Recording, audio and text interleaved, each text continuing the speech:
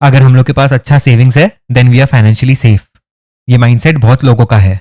Past generations का भी ऐसा माइंडसेट टू सम एक्सटेंट था, एंड पास्ट में ये माइंडसेट रखना टू सम एक्सटेंट वैलिड भी था, बिकॉज पास्ट में इतना ज़्यादा लाइफस्टाइल एक्सपेंसेस नहीं था।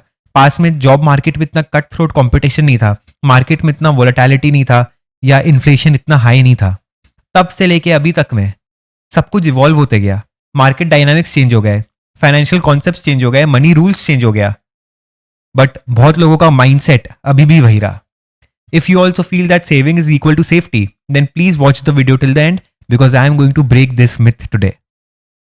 सेविंग आपका मनी को सिर्फ प्रोटेक्ट करता है, आपका लाइफस्टाइल को नहीं।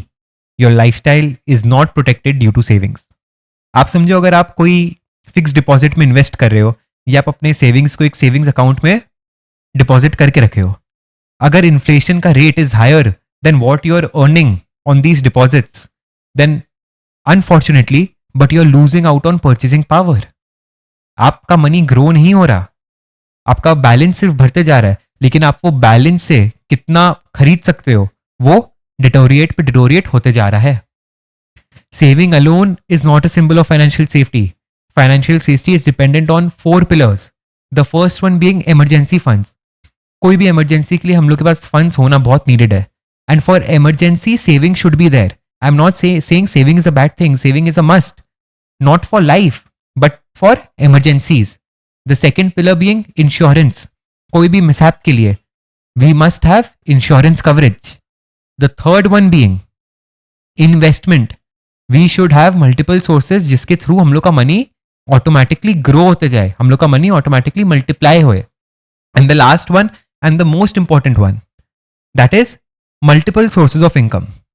We should have a diversified source. We should have diversified sources of income so that अगर by chance हम लोग का एक source of income से we are not able to earn enough, बाकी sources से the cash flows come in.